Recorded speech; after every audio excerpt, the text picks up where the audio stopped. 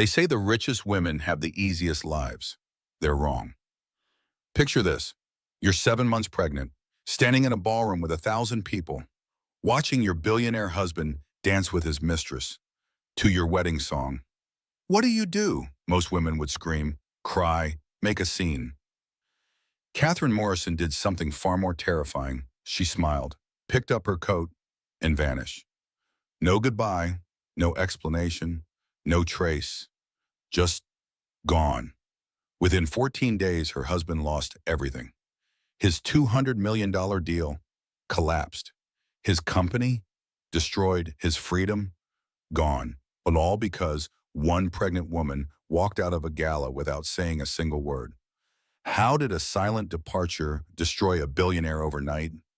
What did Catherine know that gave her so much power? And most importantly, could you do what she did? Stay with me, because this story will change how you think about power, marriage, and the most dangerous weapon a woman possesses, her absence. Let's begin. They say you can pinpoint the exact moment a marriage dies. Mine died at 9:47 on a Saturday night in a ballroom full of 1,000 people while my husband danced with another woman to our wedding song. I stood alone by a marble pillar at the Lakeside Foundation Gala, my hand resting on my 7-month pregnant belly, watching Richard and Elise move as one across the dance floor. The Way You Look night played from the orchestra, the same song we'd chosen for our first dance 8 years ago. But Richard wasn't looking at me. He was looking at her. Elise Beaumont, 28 years old, marketing director at Morrison Development, my husband's mistress. Everyone knew. I could see it in the pitying glances from other guests, in the way conversations stopped when I approached, in the careful way people avoided mentioning Richard's name to my face. The pregnant wife was always the last to know, except I'd known for months. I'd documented everything. I'd planned everything. And tonight, I was executing the final phase of my escape. My reflection in the ballroom window showed a woman I barely recognized. Navy blue maternity dress. Conservative, expensive, forgettable. Richard's choice, not mine. 8 years ago, I wore red. Bold colors, statement pieces. I was Catherine Ross, award-winning interior designer, owner of a thriving studio, daughter of an art teacher who believed homes should be full of light and life and color. Now I was Kate Morrison, gray, neutral, controlled, but not for much longer. Finally managed to get yourself pregnant. I turned to find Thomas Morrison, Richard's father, standing beside me with a crystal tumbler of scotch. 68 years old, Connecticut old money, a man who viewed people as assets on a balance sheet. About time you contributed something besides decoration to this family, he continued, his voice carrying the casual cruelty of someone who'd never been challenged. A Morrison heir, that's your value. Whoosh, something inside me went very still, very calm. Excuse me, I said quietly. Don't be sensitive, you know what I mean.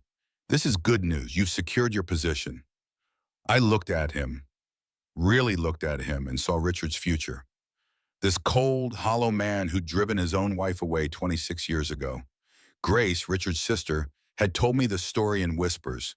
Their mother disappeared when Grace was 10, vanished completely, and Thomas had simply hired a nanny and moved on. My position, I repeated softly. Yes, I understand completely. I walked away, not running, not crying, just removing myself from the toxicity with quiet dignity. In the ladies' room, I stood at the mirror alone. For the first time in months, I really looked at myself. Who had I become? When had I stopped being Catherine and become Kate? When had I traded my bold reds for safe navy blues? When had I learned to make myself small enough to fit into Richard Morrison's perfectly controlled world? I pulled out my phone, not the iPhone Richard monitored, but the secure burner phone I'd purchased 3 months ago with cash. I opened the hidden folder of photos, my design awards, my studio opening night, wearing that red dress, confident and alive. My mother, who died 5 years ago, smiling at my college graduation. And one photo that made my throat tight, Richard and me on our wedding day.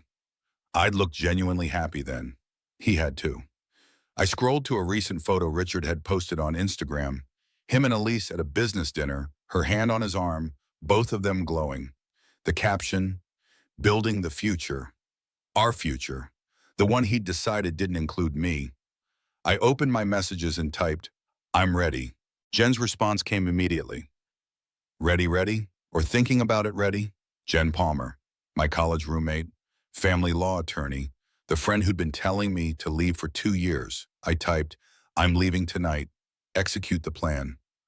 Three dots appeared, disappeared, appeared again. Then, oh my God, finally. "Okay, I'll call Daniel. Are you sure?" I looked at my reflection one more time. 7 months pregnant, 38 years old, standing in a bathroom at a charity gala, about to walk away from a billionaire husband and never look back. I'd never been more sure of anything. I typed, "Yes, I'm sure." The plan had started 3 months ago in Jen's law office downtown. I'd arrived crying, finally ready to admit what I'd known for years. My marriage was destroying me. "Kate, you need to leave him," Jen had said, passing me tissues across her desk. "He's cheating. He's financially abusive. He's isolating you from everyone who cares about you." "I can't. I'm pregnant. This baby, it's a miracle. We tried for so long. Maybe the baby will fix things." Jen had grabbed my hands. "Babies don't fix broken men. They just give broken men more people to break." "I need to try. Just, if it doesn't work, if I need to leave, will you help me?" "Of course, but we need to do this right. Disappear right. Your level of wealth, his level of control. You can't just walk out. He'll use every resource to drag you back." And she had helped. For 3 months, we'd prepared. Jen had connected me with Daniel, my younger brother, the truck driver Richard had always dismissed as unimportant. We'd met secretly at coffee shops across town, planning my escape like a military operation. "We treat this like a domestic violence case," Jen had explained, "because that's what it is. Financial abuse, emotional abuse, coercive control, all criminal." "What do you need from me?" Daniel had asked. "Can you drive Kate somewhere safe when the time comes? Somewhere Richard would never think to look?" Daniel had smiled. "Mom's old place in Seaside. He doesn't even know it exists." Our mother's house, the small cottage on the Oregon coast she'd inherited from her parents, the one she'd kept in her maiden name, the one I'd told Richard was sold years ago. Richard thought my mother was from Ohio. He'd never asked for details. He'd never cared about my life before him. That night and for weeks after, I documented everything. Every financial document, every text message between Richard and Elise, every hotel receipt charged to company accounts. At 2 in the morning while Richard slept, I'd photographed documents in his home office, embezzlement records, forged investor signatures, secret offshore accounts. Then I'd found his private journal. One entry had stopped me cold. "Father's ultimatum is clear. Produce a male heir by 42 or lose the trust." The IVF worked, but it's a girl. Useless. Elise's younger, healthier stock. "Once Kate delivers, I'll phase her out.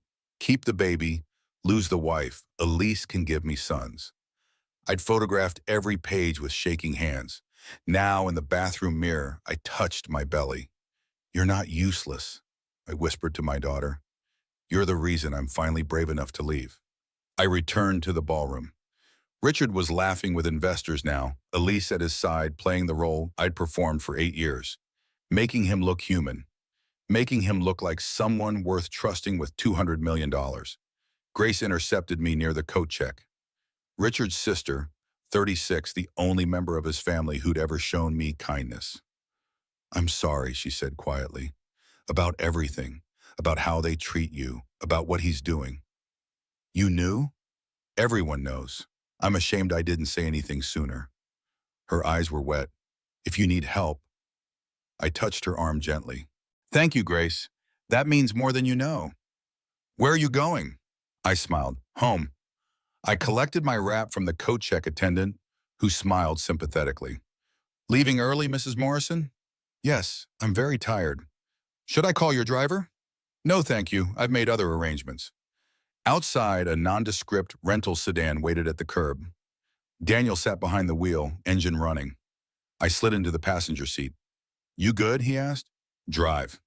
As we pulled away, I looked back once at the glittering hotel entrance. Inside, Richard was building his future with someone else, using my work, my vision, my taste to close his deals. He thought he was the empire. He was wrong. I turned forward and never looked back again. 90 minutes after I left the gala, Richard Morrison walked into our Lincoln Park penthouse, expecting to find his pregnant wife asleep. Instead, he found silence. "Kate," he called, loosening his bow tie. "Are you asleep?" The apartment answered with emptiness. He moved through the rooms, master bedroom, guest room, the nursery we'd been preparing. All dark, all vacant. In the kitchen, arranged precisely on the marble counter, he found my wedding ring, my phone, my credit cards, my keys to the penthouse and his cars, and a USB drive with a note written in my handwriting. "Watch me." I'd recorded the video 3 days earlier in a hotel room Daniel had rented under a fake name. I'd rehearsed it 20 times until my voice was steady, my message clear. Richard plugged the USB into his laptop with shaking hands. My face filled the screen. Calm, composed, 7 months pregnant. "Hello, Richard. By the time you watch this, I'll be somewhere you'll never find me. You're probably confused, maybe angry, maybe already planning how to drag me back. Let me save you the effort. I'm not leaving because I'm weak. I'm not leaving because I'm hormonal or confused or any of the other explanations you're already formulating. I'm leaving because I finally remembered who I was before I met you. For 8 years, I made you look good. I managed your relationships with investors. They didn't trust your numbers, Richard. They trusted my taste. I designed the spaces that closed your deals. I was the warmth that made cold people write checks. You thought you built an empire, but I was the foundation, and now I'm gone. The USB drive contains copies of your financial fraud, the embezzlement from your family trust, the forged signatures on investor documents, your affair documented in company expense reports, and your journal, the one where you called our daughter useless and my body breeding stock. Here's what happens next. You leave me alone. You don't look for me. You don't file for custody. You don't contact my family or friends. And in exchange, these files stay private. You keep your company, your reputation, your freedom. But if you come after me, if I hear that you've hired an investigator, filed a missing person report, or tried to access my accounts, every news outlet, every law enforcement agency, and every investor you've ever lied to will receive these files. You taught me everything I know about leverage, Richard. I'm just better at using it. Goodbye." The screen went black. According to Daniel, who'd parked across the street to watch, Richard stood frozen for 17 minutes. Then he grabbed his phone and started calling. My number, disconnected. Daniel's number, straight to voicemail. Then he called Jen. "Richard," she answered, her voice professionally cool. "I represent Catherine Morrison in her separation from you. Any communication should go through me." "What the hell is happening? Where is she?" "My client is safe. That's all you need to know. She's 7 months pregnant. She's carrying my child, and she'll deliver that child safely, far away from you. I suggest you watch the video," she left, "and consider your options carefully. Good night, Richard." She hung up. Richard called his own lawyer at 11:30 at night. "Richard, if she has documentation of financial irregularities, you need to be very careful," his attorney said. "Do not file a missing person report. That opens you up to scrutiny from law enforcement." "What am I supposed to do? Just let her go?" "For now, yes. Let me reach out to her attorney. See if we can negotiate." But there would be no negotiation. I'd made that clear. Richard stood alone in his luxury penthouse, 4,000 square feet of perfect design that I'd created, every room a testament to my talent. And for the first time in his life, he was completely powerless. We drove through the night, Daniel at the wheel, me in the passenger seat, watching Chicago disappear in the rearview mirror. We stopped once at a rest stop in Wisconsin, where I threw my old phone in a dumpster and activated the new one Jen had prepared. "How do you feel?" Daniel asked when we got back on the road. "Free." I touched my belly, scared, but mostly free. "He's going to lose his mind." "I know, that's the point." We drove west through Iowa, Nebraska, Wyoming. Daniel insisted on stopping every 2 hours so I could stretch my legs and use the bathroom. We ate at diners where nobody recognized me, slept in budget motels paid for with Daniel's cash. For 3 days, we existed off the grid, untraceable. On the third day, we crossed into Oregon and started following the coast north. The Pacific Ocean stretched endlessly to our left, gray and powerful under cloudy skies. Almost there, Daniel said. The house appeared exactly as I remembered it from childhood visits. A small craftsman cottage perched on a bluff overlooking the sea, white paint peeling slightly, wild roses growing up the porch rails, my mother's wind chimes singing in the ocean breeze. Inside, everything was frozen in time. My mother's watercolor paintings still hung on the walls, sunflowers, coastal scenes, abstract splashes of color. Her art studio, a converted garage, held half-finished canvases and jars of dried brushes. I've been paying the utilities, Daniel said. Drove out here a few times to keep it maintained. Figured we might need it someday. I stood in the center of the living room, sunlight streaming through the windows, ocean sounds drifting through the open door. After 8 years in Richard's controlled, perfect spaces, this small, imperfect house felt like coming home.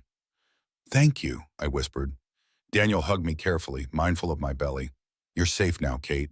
That's all that matters. That first night, I slept in my mother's old bedroom, wrapped in quilts that still smelled faintly of her lavender sachets. I dreamed of painting, of colors, of my daughter growing up in a house full of light. When I woke, sunlight was pouring through the windows, and for the first time in years, I felt like myself again. Richard Morrison woke on his leather couch the morning after the gala, my video playing on repeat in his mind. He'd watched it 11 times during the night, analyzing every word, searching for weaknesses in my strategy. He found none. His first call was to his father. Your wife left you? Thomas Morrison's voice dripped with contempt. Christ, Richard, control your household. It's temporary, a pregnancy tantrum. She'll be back when she needs money. She better be. The London investors specifically requested her design input. Without her touch, they're going to walk. Fix this. Richard hung up, a flicker of concern crossing his face. The London project, a $200 million luxury residential development, was his crown jewel. He'd spent 2 years cultivating those investors, and they'd made it clear. They weren't investing in Morrison Development. They were investing in what Richard and Kate Morrison represented together. He tried to access our joint accounts. Frozen. My name was still on them, but I'd filed legal holds through Jen. He checked my personal accounts. Empty. Cleaned out weeks ago. His own accounts were untouched.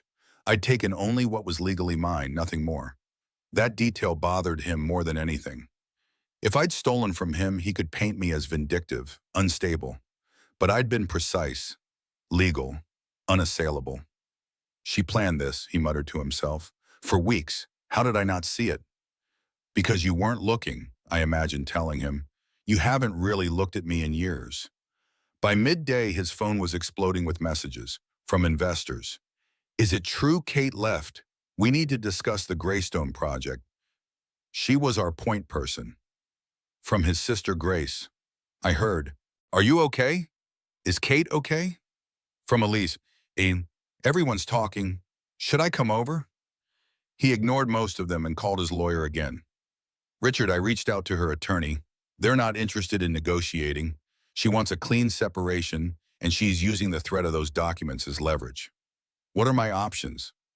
Legally, give her what she wants. The documents she has, if they're real, could destroy you. Wire fraud, embezzlement, investor fraud. You could face federal charges. So I'm just supposed to let her vanish with my daughter? Richard, if you fight this, if you try to find her or file for custody, she'll release those files. And then you won't just lose your daughter. You'll lose your freedom. Richard ended the call and threw his phone across the room. That evening, he attended a pre-scheduled investor dinner, alone. Elise had wanted to come. He'd told her no. Too soon. Too obvious. The lead investor, a wealthy British developer named Malcolm Ashford, noticed immediately. Richard, where's Kate? We specifically wanted her insight on the London residential designs. She's indisposed. Pregnancy rest. Doctor's orders. Malcolm frowned. Pity. Her eye for livable luxury is what sold us on the project. Your numbers are impressive, Richard. But numbers don't make a home. Kate understands that. She understands how people want to live. Richard forced a smile, but inside he was fracturing. Without me, he was just numbers and charm. And charm alone didn't close $200 million deals. By day 2, Richard was spiraling. He hadn't slept. He'd watched my video so many times he could recite it. He kept noticing details he'd missed. The window behind me showing gray skies and ocean. Pacific Northwest, probably. Oregon or Washington. He called a private investigator. Mr. Reed. Morrison, if your wife is as intelligent as you say, she'll have used cash, burner phones, maybe a professional disappearance service. This could take weeks to track her down. I don't have weeks. Find her. It'll be expensive. I don't care. Find my wife. But the investigator found nothing. I disappeared completely. No credit card transactions, no phone pings, no digital footprint. It was as if I'd ceased to exist. On day 3, a gossip blog published, Billionaire's pregnant wife missing after charity gala. Sources say she left voluntarily. Richard's PR team released a statement. Catherine Morrison is taking private time for her health and the health of her baby. The Morrison family requests privacy. But social media had already made its judgment. Good for her. Leave the billionaire. He was cheating with that Elise woman. Everyone knew. Pregnant women don't just leave unless something is very wrong. Public opinion crystallized instantly. I was the sympathetic victim. He was the villain. Everything Richard had built, his reputation as a family man, his image as a devoted husband, crumbled in less than 72 hours. On day 4, Elise confronted him. Everyone's asking me if we're together. What do I say? Tell them it's none of their business. Richard, I left my last relationship for you. You said once Kate was out of the picture. Kate is out of the picture, he shouted. But I can't exactly parade you around while my pregnant wife is missing, can I? Elise's face crumpled. So I'm just, what, a secret still? Until this blows over, yes. And when does it blow over? I don't know, she left crying. Richard didn't follow her. He sat alone in his office, surrounded by photographs of himself and me at charity events, galas, investor dinners. In every photo, I was smiling, playing my role perfectly, making him look human, making him look like someone worth trusting. He'd taken it all for granted. He'd assumed I would always be there, always performing, always making him shine. Now he was just a man alone in an office, realizing too late that he'd thrown away the only thing that made him whole. On day 5, everything accelerated. An anonymous source leaked documents to a financial journalist, evidence of Richard's embezzlement from the Morrison Family Trust. He'd been skimming money for months to fund the London expansion, forging his father's signature on transfer documents. The article published that afternoon. Morrison Development under investigation. Founder allegedly embezzled millions from family trust. Thomas Morrison called apoplectic. You stole from the family to fund your London vanity project? It's a loan. I was going to pay it back. With what? The London deal's falling apart. You're bleeding money. And where the hell is your wife? I don't know. Find her. Fix this. Fix, or I'm removing you from the trust entirely. But Richard couldn't fix it. Everything was unraveling faster than he could contain it. The Morrison Development Board demanded an emergency meeting. Investors started calling with concerns. The SE opened a preliminary inquiry into his business practices. And through it all, I remained invisible. Silent. Gone. On day 6, Richard's investigator finally found something. Mr. Morrison, I found something. Kate's brother Daniel drove a rent-a-car out of Illinois the night of the gala, headed west on I-80. Where did he go? Oregon, looks like. But then the trail goes cold. No credit cards, no phone pings, no hotel records. If she's there, she's completely off-grid. Oregon. Richard frowned. She doesn't know anyone in Oregon. You sure about that? Richard realized with a shock he knew nothing about my life before him. My mother, my childhood, where I grew up, who my friends were. He'd never asked, never cared. I'd been his wife for 8 years, and he didn't even know which state I was born in. On day 7, Detective Sarah Brente walked into Richard's office unannounced. She was in her late 40s, with sharp eyes and the comfortable authority of someone who'd seen it all. She sat down across from Richard without waiting for an invitation. Mr. Morrison, I'm Detective Sarah Brennan, Chicago PD. I'm here about your wife, Catherine. Richard's blood ran cold. I haven't filed a missing person report. My wife left voluntarily. It's a private matter. I'm aware. That's actually why I'm here. We received an anonymous tip that Mrs. Morrison may have left due to domestic abuse. That's absurd. I never touched her. Brennan's expression didn't change. I didn't say physical abuse, Mr. Morrison. Coercive control, financial abuse, emotional manipulation, those are crimes too. Based on what we've seen, there's enough to open an investigation. Who sent you? Was it Kate? Is she trying to destroy me? Your wife hasn't contacted us, but others have. Friends, family members, people concerned for her safety. So I'm here to ask, where is she? I don't know. Do you want to find her? Richard paused. Of course I do. She's my wife. She's carrying my child. Brennan leaned forward. Then I suggest you leave her alone, because if you use your resources to hunt her down, if you file for custody, if you try to control her from a distance, I'll be watching. And every financial irregularity, every forged document, every shady deal you've ever made, I'll find it. Are you threatening me? I'm giving you a choice. Let her go or lose everything. She stood, placed her card on his desk, and walked out. Richard stared at the card for a long time. Then he crumpled it, then smoothed it out again. For the first time in his life, Richard Morrison understood what it felt like to be powerless. While Richard's world collapsed in Chicago, I was rebuilding mine in Oregon. The first week was about rest, about breathing, about remembering what it felt like to exist without constantly monitoring someone else's mood, anticipating someone else's needs, making myself small enough to avoid someone else's anger. I spent hours in my mother's art studio, surrounded by her unfinished paintings. One canvas caught my attention, sunflowers, half-painted, waiting for someone to complete them. I picked up a brush, dipped it in yellow paint, hesitated. 8 years ago, I'd been fearless with color, bold, confident. Somewhere along the way, Richard had convinced me that my taste was too bright, too bold, too much. He preferred gray, neutral, controlled. I'd become gray, too. I touched brush to canvas and finished my mother's sunflowers. Bright, bold, unapologetic. The baby kicked. You like that? I said to my belly. Mama's remembering how to be colorful. Daniel stayed for the first week, making sure I was settled, that I had everything I needed. Then he returned to his regular truck, driving routes, checking in daily via encrypted messages. Jen called frequently via secure video. Richard's lawyer reached out, she said during one call. They want to negotiate. What are they offering? They'll agree to the separation if you return certain documents and sign a non-disclosure agreement. No, Kate, they're offering $5 million.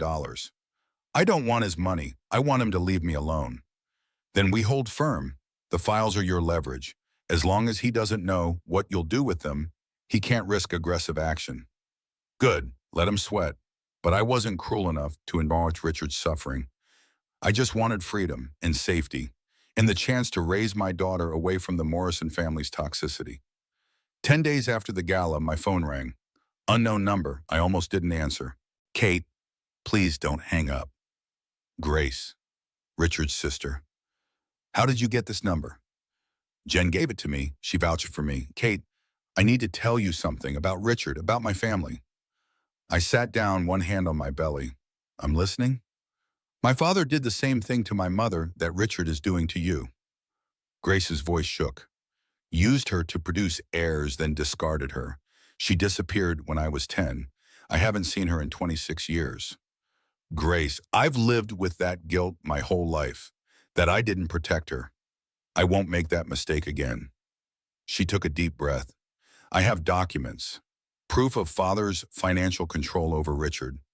Proof that Richard is embezzling from the family trust to fund the London expansion. I've been collecting evidence for years, waiting for the right moment. This is it. Why are you doing this? because you're the first person who was ever kind to me in that family. And because I don't want your daughter to grow up without a mother like I did. Use what I give you. Burn it all down. We talked for an hour. Grace sent encrypted files, years of documentation, bank transfers, forged signatures, evidence that the Morrison family's dysfunction went back decades. Thank you, I said finally, for choosing truth over loyalty. Thank you for showing me what courage looks like. After we hung up, I forwarded everything to Jen with a simple message.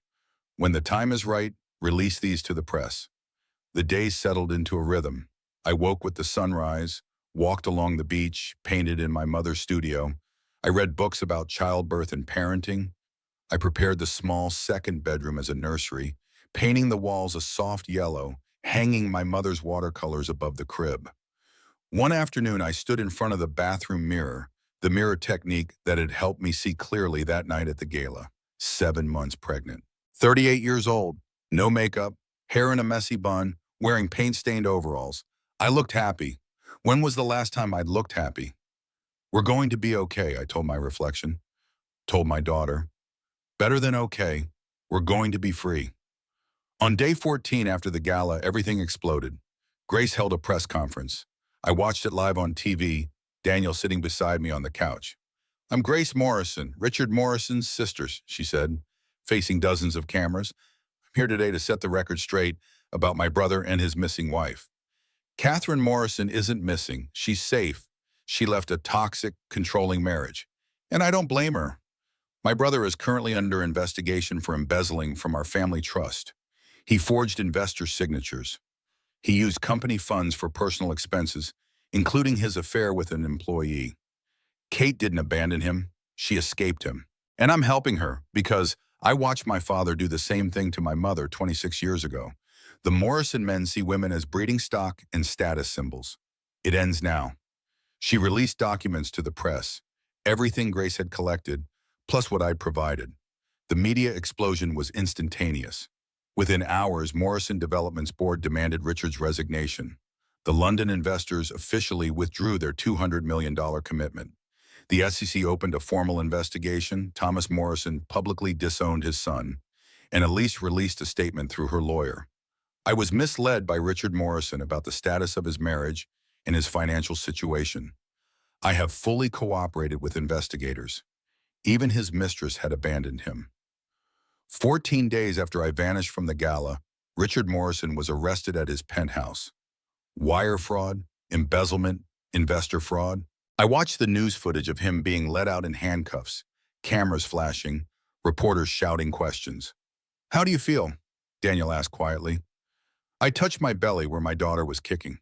Sad, for the man he could have been, but not sad enough to regret leaving. Good, that's healthy. Will you do me a favor? Tell Jen to send Richard's lawyer a message. Tell him I hope he uses his time in prison to become the man he pretended to be. Daniel nodded. You're more generous than he deserves. Maybe, but I don't want to be the kind of person who celebrates someone else's destruction. I just want to be free. And I was, completely, finally, free. 8 weeks after the gala, at 3:17 in the morning, Clara Rose Morrison, soon to be Clara Rose Ross, entered the world. The labor was long, 12 hours of increasing intensity in a small hospital in Seaside, Oregon. Daniel held one hand, Jen held the other. A kind nurse named Ruth, who reminded me of my mother, coached me through each contraction. You're doing beautifully, Ruth said. Your daughter is almost here. When Clara finally arrived, slippery and screaming and perfect, I cried so hard I couldn't see her clearly. She's perfect, Ruth said, placing Clara on my chest. 8 pounds, 2 ounces, healthy and strong. I looked down at my daughter, dark hair, my nose, eyes that would probably be brown like mine. She stopped crying when she felt my heartbeat, her tiny hand curling around my finger. Hi, baby girl, I whispered. I'm your mama. You're safe, you're loved, and you're free. Daniel stood at the foot of the bed, crying openly. Jen wiped her eyes with a tissue. She's beautiful, Kate, Jen said. She is, I agreed. She really is. That first night, alone with Clara in the recovery room, I watched dawn light creep across the ocean through the window. Clara slept in my arms, her breathing soft and steady. Your daddy isn't a bad man, I told her quietly. He's just broken. And broken people break other people. I stayed too long hoping I could fix him. But you can't fix someone who doesn't want to be fixed. What I can do is make sure you grow up knowing you're whole. You don't need anyone to complete you. You're already complete. Clara yawned. I laughed. You're right, that's too heavy for day one. How about this? I love you, more than anything. And I'm going to spend every day showing you what love actually looks like. 3 days after Clara's birth, Jen brought me a letter. It had arrived at her office, forwarded from Richard's lawyer. It's from him, Jen said. You don't have to read it. I want to. I opened it while Clara slept in the bassinet beside my bed. Richard's handwriting, usually so confident, looked shaky. Kate, I'm writing this from a jail cell. My lawyer says I'll probably serve 4 to 6 years if I take the plea deal. Longer if I fight and lose. I'm not writing to ask for forgiveness. I don't deserve it. I'm writing because my court-mandated therapist says I need to take accountability. So here it is. You were right about everything. I used you. I saw you as a tool, not a person. I took credit for your work. I isolated you from your friends and family. I made you small so I could feel big. The worst part? I told myself I loved you. I believed it, but I didn't love you. I loved what you did for me. There's a difference. I'm only now understanding that. You asked me once why I married you. I told you it was because you made me a better man. That was a lie. I married you because you made me look like a better man, and when I couldn't see the difference anymore, I threw you away. I destroyed the best thing in my life because I'm fundamentally hollow. All structure, no soul. Isn't that what that British investor said? I don't expect you to respond. I don't expect anything. I just wanted you to know you won. Not because you destroyed me. I destroyed myself. You just refused to go down with me. I hope our daughter never knows what a fool her father was. Richard has read it twice, then folded it and placed it in a drawer. How do you feel? Jen asked. For him, for the man he could have been, but not sad enough to regret leaving. Good. That's healthy. I looked at Clara, sleeping peacefully. Send his lawyer a message. Tell Richard I hope he uses his time in prison to become the man he pretended to be. And tell him that when Clara's old enough to ask about him, I'll tell her the truth. He wasn't a villain. He was just empty. And that's sadder than any monster. The first 6 months of Clara's life passed in a blur of sleepless nights and quiet joy. I'd forgotten what it felt like to make my own decisions, to live without someone scrutinizing every choice, to simply be. Daniel visited every few weeks between trucking routes, bringing supplies and terrible dad jokes. Jen flew out monthly, combining the work trips with visits to her favorite niece. Grace sent packages, beautiful children's books, soft blankets, a handwritten note that said simply, "Thank you for saving yourself." I didn't hear from Richard again.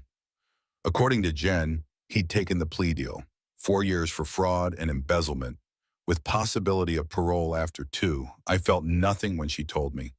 No satisfaction, no vindication, just a quiet sense of closure. He's not requesting visitation rights, Jen added. His lawyer says he wants Clara to grow up without his influence. He's actually being selfless for once. Good, I said. Clara deserves better than a father who sees her as breeding stock. You know, Jen said carefully, you're allowed to be angry at him. I was angry for years, but anger is heavy and I'm tired of carrying heavy things. When Clara was 3 months old, I started working again. My mother's garage studio became my design office. I bought a drafting table, set up my laptop, created a website, Ross Design Studio, independent interior designer specializing in warm, livable luxury. My first client came through word of mouth, a friend of Jen's who needed help with a home renovation. I want spaces that feel lived in, she said during our consultation. Not like a magazine spread, like a real home. I can do that, I said, and I could. Without Richard's influence, without the pressure to impress wealthy investors, I designed spaces that felt authentic, warm, human. That first project led to another, and another.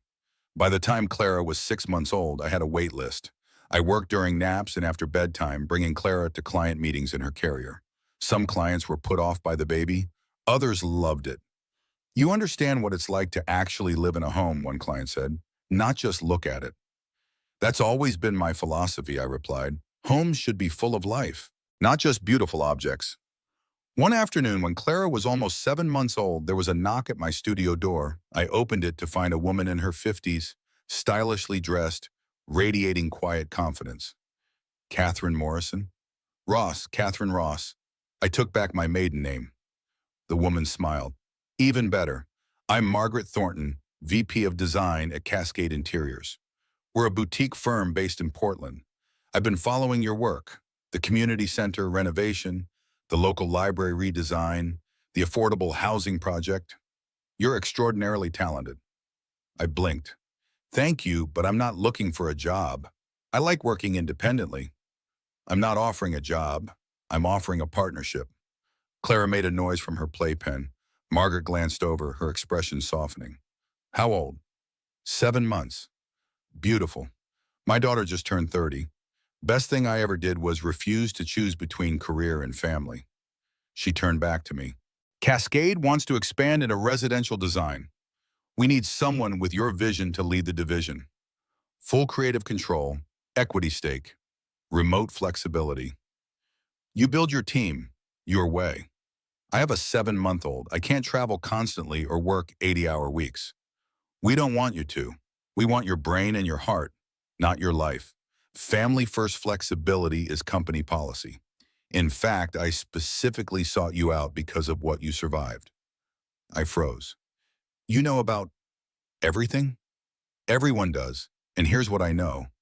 Women who've been through hell make the best leaders. They have nothing left to prove and everything to build. Margaret handed me her card. Think about it. No pressure. But I believe you're exactly who we need.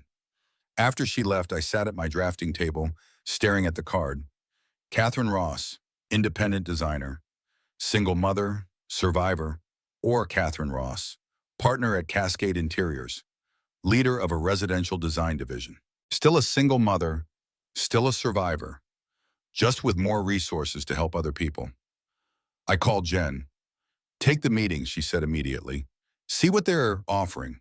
Worst case, you say no. What if I fail? Kate, you escaped a billionaire narcissist, vanished without a trace, gave birth alone, and built a successful design business in 6 months. You don't know how to fail. I laughed. When did you become such a motivational speaker? When my best friend became a badass. 2 weeks later, I drove to Portland for a formal meeting with Cascade's executive team. Clara came with me, naturally. Daniel had offered to babysit, but I'd refused. They need to know I'm a package deal, I'd said. If they can't handle a baby in the meeting, they're not the right fit. Margaret met us in the lobby. Clara? She's even more beautiful in person. She didn't ask to hold her, didn't make cooing noises, just smiled and led us to the conference room. 3 other executives waited, the CEO, the CFO, and the director of operations. All women, all around my age or older. Catherine Said, the CEO, said, "We've reviewed your portfolio extensively. Your work is exceptional, but more importantly, your story is important." I tensed. My story? Women leaving abusive relationships often lose everything. Their homes, their careers, their financial independence. You proved that's not inevitable, and we want to help you prove it on a larger scale. The CFO leaned forward. We're proposing that 20% of your division's profits go to a fund supporting women rebuilding their careers after leaving domestic violence situations. Training programs, scholarships, business startup grants. I looked down at Clara, who was chewing on her teething ring, oblivious to the fact that her mother's life was about to change again. I have one condition, I said finally. I choose my team, and I only hire people who've been underestimated. Margaret smiled. Deal. Welcome to Cascade, Kate. Over the next 6 months, I built something I'd never had with Richard, a real partnership. Margaret became my mentor, teaching me how to lead without controlling, how to build a team that functioned through collaboration instead of fear. I hired slowly, carefully, looking for talent that had been overlooked by traditional firms. My first hire was Sarah, a 52-year-old designer who had left the industry 15 years earlier to raise her kids. Her portfolio was dated but brilliant. "I can't believe anyone wants to hire me," she said during our interview. "I'm so out of touch." "You understand how families actually live," I replied. "That's never out of touch." My second hire was Marcus, a young black designer who'd been passed over for promotions at 3 major firms despite being more talented than his peers. "I'm tired of making other people look good," he said bluntly. "Then don't. Make yourself look good. And help me build something where talent matters more than connections." By the time Clara turned 1, my division had 15 employees, 75 active clients, and a reputation for designing spaces that felt like homes instead of showrooms. We worked remotely when possible. We held meetings during school hours. We had a company daycare, and we made it clear. Family came first. Always. "You're building what Richard should have built," Jen said during one visit. "A company with a soul." "I'm building what my mother would have built," I corrected, "if she'd had the chance." Clara's first birthday party was small. Just me, Daniel, Jibby, Jen, Grace, and a few local friends I'd made. We ate cake in my mother's backyard, Clara smashing her slice with delighted laughter. "Make a wish for her," Jen said. I looked at my daughter, healthy, happy, loved, growing up in a house full of color and light and freedom. "I don't need to," I said. "Everything I wished for already came true." That night, after everyone left, I sat in my studio with Clara sleeping in my arms. The sun was setting over the ocean, painting the sky in shades of orange and pink. My phone buzzed, an email from an unfamiliar address. I almost deleted it. Then I saw the subject line, "From Richard." My finger hovered over the delete button. Then I opened it. "Kate, my lawyer probably shouldn't be forwarding this, but I asked him to make an exception. I'm writing from prison. I've served 8 months of my 4-year sentence. I spend most of my time in therapy, trying to understand how I became the man I became. My therapist asks me to identify moments of choice, times when I could have chosen differently. There are hundreds, thousands. Every time I dismissed your opinion, every time I took credit for your work, every time I chose my ego over your humanity. I don't expect forgiveness. I don't deserve contact with you or Clara. I'm writing because my therapist says I need to acknowledge what I lost, not just what I did wrong. I lost the only person who ever truly saw me and loved me anyway. I lost the chance to be a father.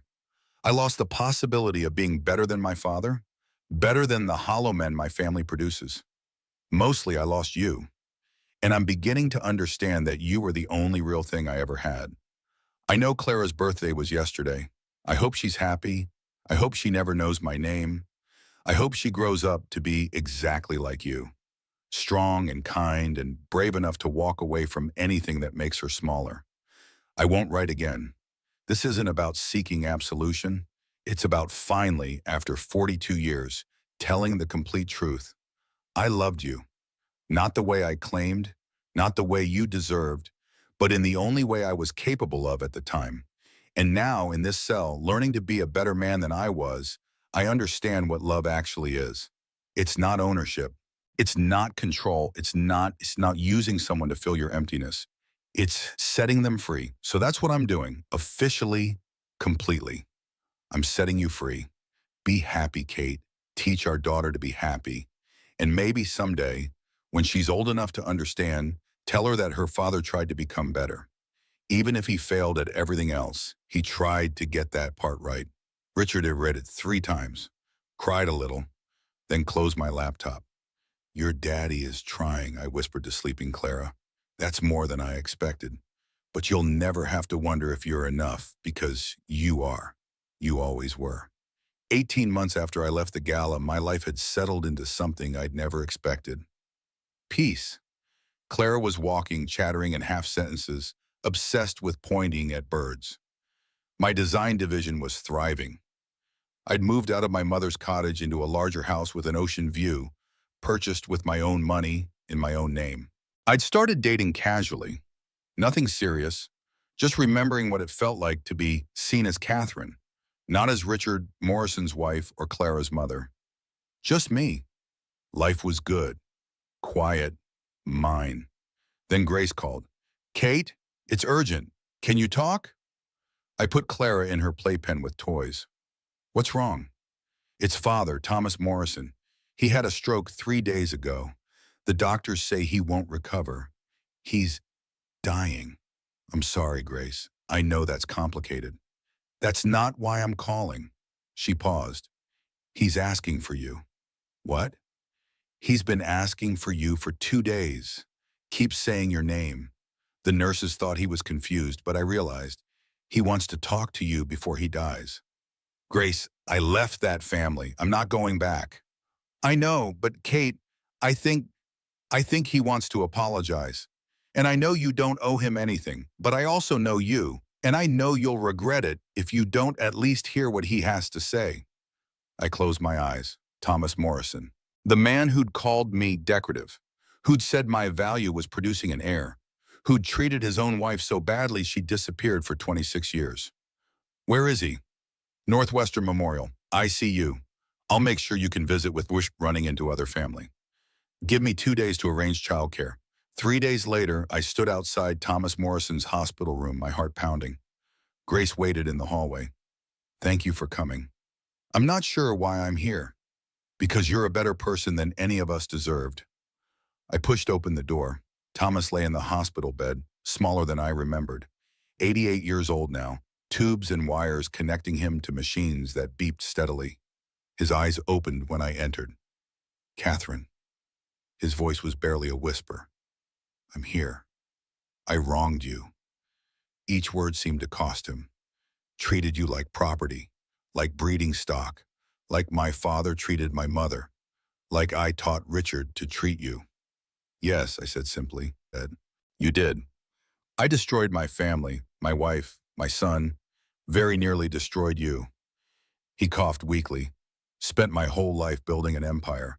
But empires built on cruelty don't last. They just create rubble. Why did you want to see me? To apologize. To tell you that you were right to leave. That your daughter is lucky to have a mother brave enough to run. His eyes were wet. My wife ran too. I spent 26 years telling myself she was weak. But she wasn't. She was strong, like you. I stood there watching this old man face his mortality and his mistakes. Do you know where she is? Your wife? No, I destroyed that bridge. Some things can't be fixed. Some things can't, I agreed, but some things can be learned from. Will you tell Claire about me? I'll tell her the truth, that her grandfather was a complicated man who hurt people, including her father. But at the very end, he tried to take responsibility. That's more than nothing. It's less than I owe. But thank you. I turned to leave. Catherine? I looked back. You were the best thing that ever happened to our family. We were too blind to see it. I know, I said quietly, but I see it now, and that's enough. I walked out. Grace was waiting. How do you feel? Tired, but lighter. Thomas Morrison died 3 days later. I didn't attend the funeral, but I sent flowers with a card. You tried at the end, that matters. When Clara was 2.5, we took our first trip back to Chicago, not to see Richard's family, not to revisit the past, but because I'd been invited to speak at a design conference about creating spaces for trauma survivors. You don't have to do this, Jen said, meeting us at the airport. I want to, not for me, for everyone still trapped in situations like I was. The conference was at the Lakeside Hotel, the same hotel where I'd vanished from the Gala 3 years earlier. I stood in the lobby, Clara's hand in mine, looking at the ballroom entrance. The last time I'd been here, I was 7 months pregnant, trapped in a navy dress, watching my husband dance with his mistress. Now I was wearing red, bright, bold, unapologetic red. Clara wore yellow. We were a riot of color in a sea of neutrals. Pretty, Clara said, pointing at the chandelier. Very pretty. Come on, baby. Mama has to work. My presentation was scheduled for 2 in the afternoon. The room was packed. 200 designers, architects, survivors. I stood at the podium, Clara coloring quietly in the front row with Jen. My name is Catherine Ross, I began. 3 years ago, I was Catherine Morrison, wife of a billionaire, living in a penthouse, attending galas, and absolutely miserable. I spent 8 years in a marriage where I was valued for what I produced, not who I was. I made my husband look good. I designed spaces that closed his deals. I performed the role of devoted wife while he systematically erased everything that made me myself. And then one night at a gala in this very hotel, I watched him dance with his mistress to our wedding song. And something inside me just clicked.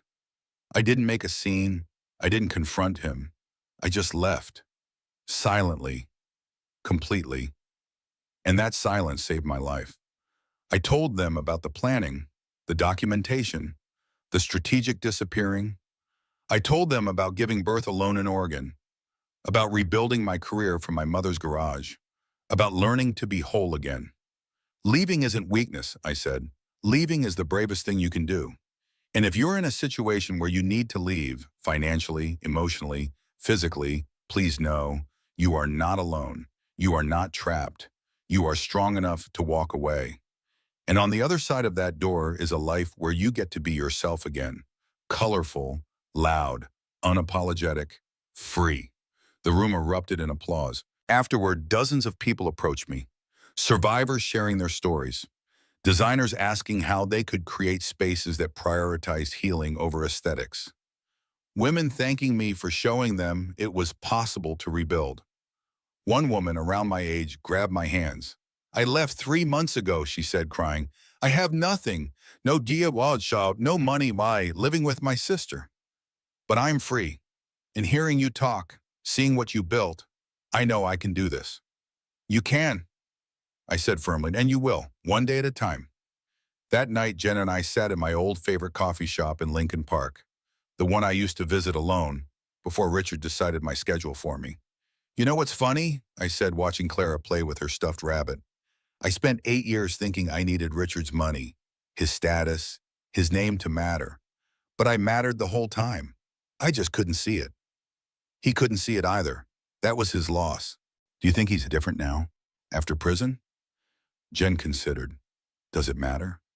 "No, not to me, but I hope for Clara's sake he figured something out." "You'd let him meet her? Eventually?" I watched Clara laugh at her toy. "If he proves he's changed, really changed, not for me, but she deserves the chance to know her father if he becomes someone worth knowing." "You're more forgiving than I'd be." "I'm not forgiving. I'm just not carrying hate anymore. It's too heavy." Before leaving Chicago, I did one more thing. I drove to Richard's old penthouse building. Not to go inside, just to stand across the street and look up. 4,000 square feet of perfection. Every room designed by me. Every detail chosen to make Richard look sophisticated, cultured, human. I'd poured my heart into that space, and I'd left it behind without a second thought. "That's where we used to live," I told Clara, pointing up. "Big," she observed. "Very big. But not a home. Just a building full of expensive things." "Our house better?" I laughed. "Our house is much better. Our house has colors and sunshine and your toys everywhere. Our house is messy and lived in and real." "I like real." "Me too, baby. Me too." 5 years after the gala, I stood in my studio, no longer my mother's converted garage, but a proper office space in downtown Seaside with 6 full-time designers working boss under me.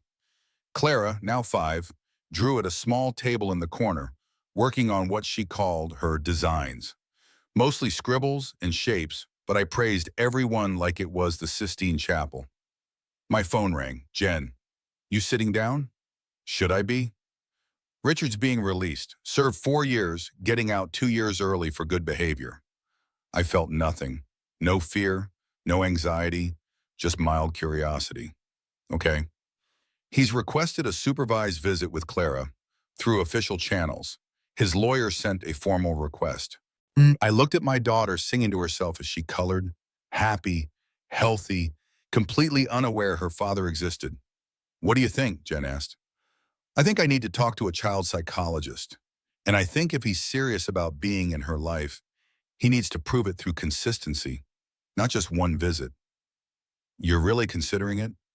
"He's her father. If he's actually changed, she deserves to know him.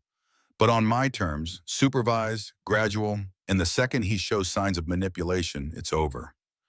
When did you become so wise? When I stopped letting fear make my decisions. 3 months later, Richard Morrison sat across from me in a family counseling office, a therapist between us. He looked different, older, thinner. His expensive suit was gone, replaced by simple jeans and a sweater. His hair was graying, but mostly his eyes were different, less sharp, less calculated, more human. "Thank you for agreeing to this," he said quietly. "I'm not doing this for you. I'm doing it for Clara. She deserves the chance to know her father if you've actually become someone worth knowing." "I understand." The therapist, Dr. Margaret Hale, leaned forward. "Richard, you've been in intensive therapy for 4 years. Can you tell Catherine what you've learned?" Richard took a breath. "I learned that I built my entire identity on being better than other people, richer, more successful, more powerful. And when you're competing constantly, everyone becomes a tool, including the people you're supposed to love. I treated Kate like an employee, a particularly valuable employee, but still, someone whose job was making me look good. I never saw her as a full person with her own dreams, her own talent, her own life separate from mine." He looked at me. "I watched your TEDx talk about designing spaces for trauma survivors, about building a company that prioritizes healing over profit. You're doing everything I should have done, building with soul instead of just structure." "I learned from your mistakes," I said. "So thank you for that, I guess." He smiled sadly. "I earned that. Can you tell me why you want to meet Clara?" "Because she's my daughter, and because I want to show her that people can change, that making mistakes doesn't mean you're defined by them forever, that even broken people can do the work to become whole." Pretty speech. "It's true." He met my eyes. "I know I have to earn this. I'm not asking for custody or co-parenting, just the chance to be in her life, supervised, on your schedule, for as long as you'll allow it." Dr. Hale looked at me. "Catherine, how do you feel about starting with supervised visits? Monthly to start, with the option to increase if things go well?" I thought about Clara, about her questions. "Where's my daddy?" she'd asked last month. I'd told her the truth. "Your daddy made some mistakes and had to go away to learn to be better. When he's ready, you'll meet him. What if I don't like him? Then you don't have to see him. You always have a choice, baby." Now, looking at Richard, I saw something I'd never seen before. Genuine humility. "Monthly supervised visits," I said. "1 hour in this office. If you miss one visit or show up late, we're done. If you criticize me or try to manipulate Clara, we're done. If you make her feel guilty about anything, we're done. Understood?" "Understood. Thank you, Kate." "Don't thank me. Prove you deserve this." The first visit happened 2 weeks later. Clara was nervous, clutching her stuffed rabbit. I held her hand as we walked into the counseling office where Richard waited. He knelt down to her level, didn't reach out to touch her, just smiled gently. "Hi, Clara. I'm Richard, your dad." Clara looked at me. I nodded encouragement. "Hi," she said quietly. "I brought you something." He held out a children's book. "Your mom told Dr. Hell you like stories about birds." Clara's eyes widened. She took the book, looked at the cover. "Owls. I thought you might like owls. They're very wise birds." "I'm wise too. Mama says so." Richard's eyes filled with tears. "I bet you are. You look just like your mama. She's the wisest person I know." They read the book together for the full hour. Clara warmed up gradually, showing him her drawings, telling him about her friend at preschool, explaining in serious detail why yellow was the best color. Richard listened, really listened, asked questions, laughed at her stories. When the hour ended, Clara hugged her rabbit but waved goodbye to Richard. "Can I come back next month?" he asked her. Clara looked at me. I nodded. "Okay," she said, "but bring more bird books." Deal. The visits continued, monthly at first, then twice monthly, then weekly. Richard never pushed for more than I offered, never questioned my rules, never tried to manipulate the situation. Clara grew comfortable with him, started calling him Dad Richard to distinguish him from the dad in her favorite books. They painted together, read together, built elaborate structures with blocks. "He's really trying," Jen observed after 6 months of visits. I never thought I'd say this, but I think he might actually be becoming a decent human. He hurt me too much for me to ever trust him completely, I said. But Clara loves him, and he's showing up for her. That's enough. When Clara was 7, she asked the question I'd been dreading. Mama, why didn't you and Dad Richard live together when I was born? We were painting in my studio. Clara had her own easel now, creating abstract pieces that were actually quite good. I put down my brush and knelt beside her. Because Dad Richard was mean to me. Not hitting mean, but he said mean things and made me feel small. So I left, to keep us both safe. Is he still mean? No, he learned to be kind. But it took him a long time. Why was he mean before? Because he was hurt inside. And sometimes hurt people hurt other people. But the good news is hurt people can also heal. Your dad healed, and now he's kind. Clara considered this seriously. I'm glad you left. Our house is better. Me too, baby. But I'm also glad Dad Richard learned to be nice, because now I have 2 houses. I laughed. That's a very wise way to look at it. Owls are wise, she said seriously, and Mama is wise, and I'm wise like both of you. You absolutely are. 8 years after the gala, my company was featured in Architectural Digest. The article was titled, Catherine Ross, Building Empire Through Empathy. It featured photos of my projects, homes for trauma survivors, community centers designed for healing, affordable housing that prioritized dignity over profit, and one photo of me in my studio with Clara, both of us covered in paint, laughing. The article quoted me, I spent years making other people's empires look good. Now I'm building my own, not with money or power, with purpose, with humanity, with the understanding that every space we create either helps people heal or helps them hide. I choose healing. Richard sent a message through his lawyer. Proud of you. Proud of what you built. Proud that Clara has you as a mother. I didn't respond, but I appreciated it. 10 years after the gala, I sat on my porch watching Clara and Richard fly a kite on the beach. Clara was 12 now. Brilliant, creative, kind. She spent weekends with Richard, unsupervised now, after years of proving himself trustworthy. They had a good relationship, not perfect, but healthy. Jen sat beside me, both of us drinking coffee in the morning sun. You did it, she said. Did what?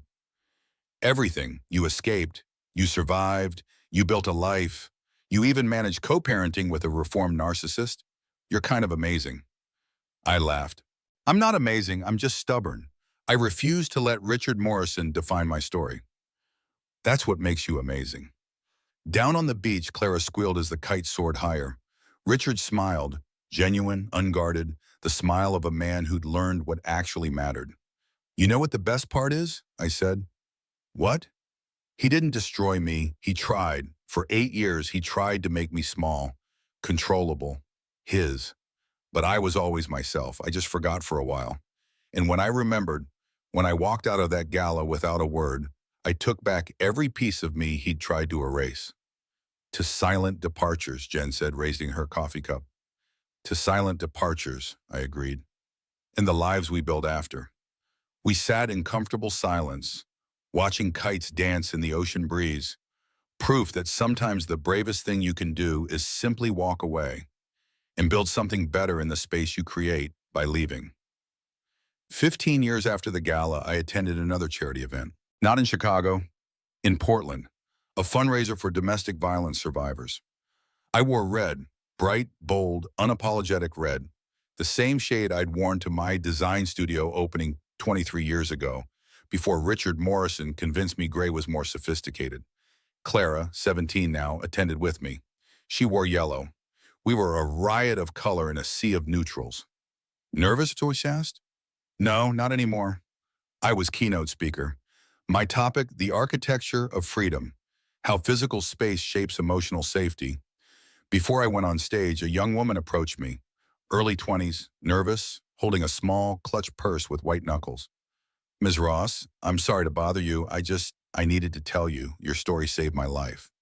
Tell me. I was engaged to a man like your ex-husband, controlling, isolating, making me small. I saw your TEDx talk 3 years ago, and I left. just like you did. Packed a bag and left. How are you now? Happy?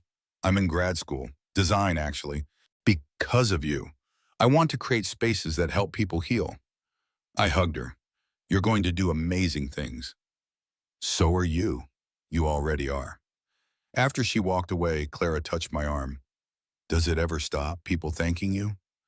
I hope not, because it means people are still leaving, still choosing themselves, still building lives on the other side of their silent departures. You're pretty cool, Mom. You're cooler. You got my strength without having to learn it through suffering. That's exactly what I wanted for you. I stepped onto the stage. 200 faces looked back at me. Survivors, advocates, designers, people still figuring out how to leave. People who'd already left and were rebuilding. My name is Catherine Ross, I began. 15 years ago, I was Catherine Morrison. And I'm here to tell you, leaving is possible. Healing is possible. Building a life that's entirely yours is possible. I'm proof, and you will be too. I spoke for 40 minutes about control and freedom, about vanishing and rebuilding, about the importance of spaces that say you belong here instead of you're only welcome if you perform perfectly.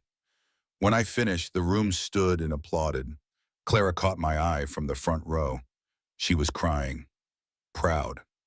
That night, back in our house, the beautiful, colorful house I designed myself, full of light and art and Clara's laughter, I stood at my studio window looking out at the ocean. Richard had texted, "Saw your speech online. You were magnificent. Thank you for giving our daughter a mother worth admiring." I smiled and deleted the message. Not out of anger, just out of knowing I didn't need his validation anymore. I needed nothing from him except consistent kindness toward Clara, and he provided that for 13 years now. Good enough. Jen called. You brought down the house tonight. It felt good, speaking truth, helping people. You know what Richard lost when you left? What? Everything, but not because you destroyed him, because he'd built his entire empire on your foundation. And when you removed yourself, he had nothing left to stand on. He has Clara, and he has himself. Finally, that's something. You're too generous. I'm exactly generous enough. I don't forgive him, I don't trust him, but I don't hate him either. And that's freedom, Jen. That's what I built on the other side of that gala. A life where I'm not defined by his mistakes or even by my own survival. I'm just me, Catherine, designer, mother, woman who wears red dresses and teaches her daughter that leaving is strength. I love you. I love you too. Thanks for answering that text 15 years ago, the one that said I'm ready. Best text I ever received. We said goodbye. I turned off the lights and went upstairs where Clara was already asleep, her sketchbook full of design ideas on her nightstand. I kissed her forehead. You'll never have to vanish silently, baby, because you'll always know you're enough. I went to my own room, looked at myself in the mirror, the same mirror technique that had helped me see clearly in that hotel bathroom 15 years ago. 53 years old, gray in my hair, laugh lines around my eyes, wearing a red dress that made me feel powerful. I looked happy. No, not just happy, free. And freedom, I'd learned, wasn't about money or power or status. It was about the moment you chose yourself, the moment you walked away from anything that made you smaller, the moment you vanished from the gala silently and left everything behind except the truth of who you were. And in that space, that beautiful empty space where someone else's empire used to stand, you built something better. You built yourself.